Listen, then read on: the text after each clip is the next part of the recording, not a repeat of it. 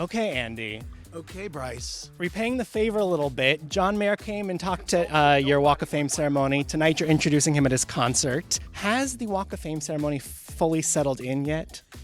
You know, it's starting to. What's funny now is two friends of mine went and cleaned the star, which was hilarious the other day, and sent me the video, which I posted.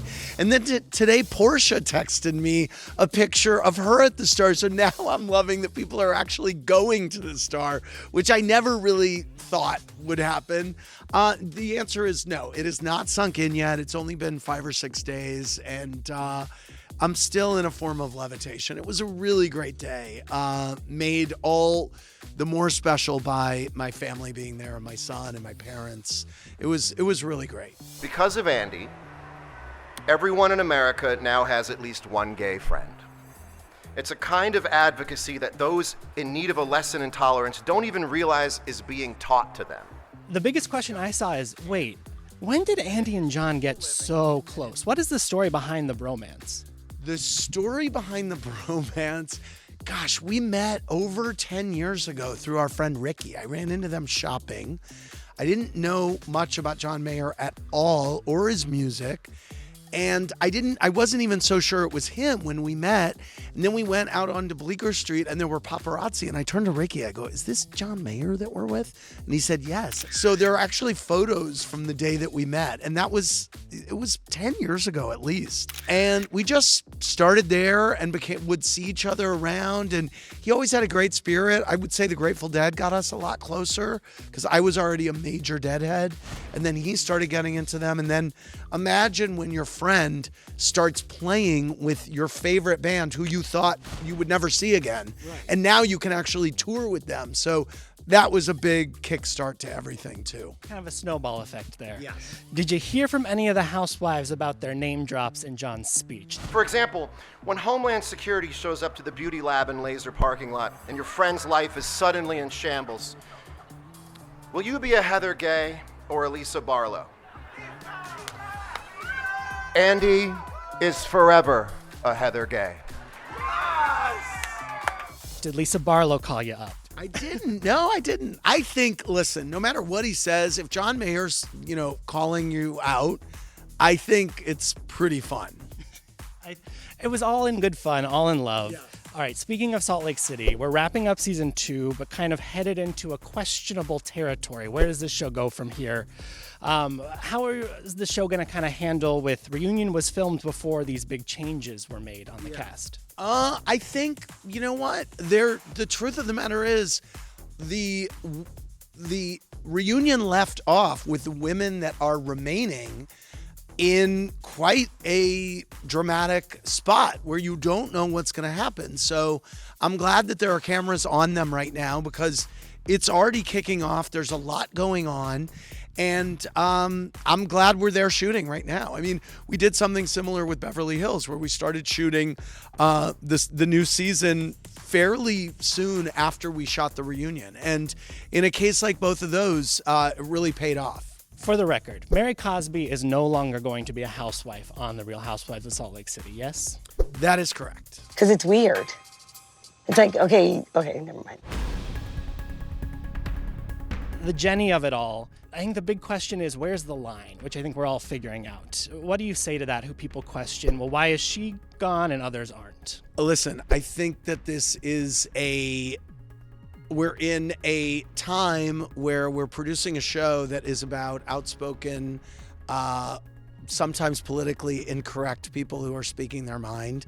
And, we have to be sensitive to issues of racism, and we have to look out for everybody who's not only watching, but who are also on the show.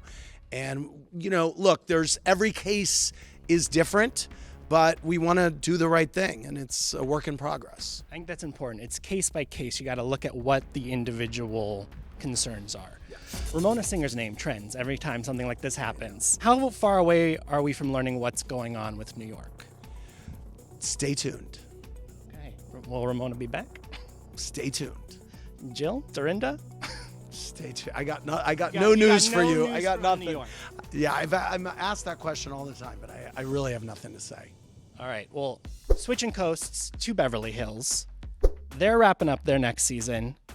Can you say anything about what went down in Aspen? Lots of questions. Can I say anything about what went on in Aspen? I can't. You're going to see it on the show. Yeah. We will stay tuned. Atlanta's also wrapping up their next season. What's the Sheree Whitfield three-peat looking like? This is her third time back. I know. I'm so excited. I love Sheree. I'm a huge Sheree fan from the beginning, and she's amazing. And we're about to wind down that season. And I don't want to give anything away, but I'm very excited about the finale that's coming up. All right, their neighbors, Miami, having a kick-ass revival. Yeah. How are we feeling about a season 5? I feel bullish on it. It's a great season. I'm about to go back to my hotel and watch part 1 of the reunion. And it's wonderful. I think this was an amazing rebirth for Miami. I love the ladies. There's so much drama. There's so much lifestyle. They're beautiful. They're wealthy and dramatic and funny. And I'm thrilled about this reset. It's been a lot of fun to watch. How would you describe that reunion? Marisol told me it was a very long day where she had to pee a lot. That's how she described it. Yes, she was. Yes, she did. The reunion was, you know what I loved about the reunion? They sorted through a lot of their issues. There was a lot of drama, but there was not a lot of screaming. It was a pleasurable day for me. I really enjoyed it. And I learned a lot about all the women. I loved it. All right. And then OC having a nice little renaissance too. Yeah. How do you feel though about Kelly Dodd weighing in every week? There's kind of this pipeline of housewife to fired to podcasting about housewives happening. I love it. I love it that, that a lot of the former housewives are watching the show and commenting on it. And, listen, it gets people talking, and good. If she wants to watch the show and comment on it, more power to her. Tamra Judge also watching the show and commenting. I saw she's going to be on Watch What Happens Live soon. Yeah. What's the over-under of her coming back to OC one day? Well, I mean, what we're focusing on is Ultimate Girls Trip Season 2, which she's a part of. And so that's what I'm really looking at with Tamra. Okay. Also coming to Watch What Happens Live soon, your girl, Sarah Jessica. Yes. Will you be pitching her the return of the shoe salesman for In Just Like That Season 2? Cute, huh? Oh, yeah. Okay. You know what? She wouldn't be the one to pitch. It would be Michael Patrick King, and I wouldn't be so bold because he has his own vision, and I would never mess with his vision. It's perfect. All right. I could see you selling some Chuck Taylors to Che or something. Right. That's funny.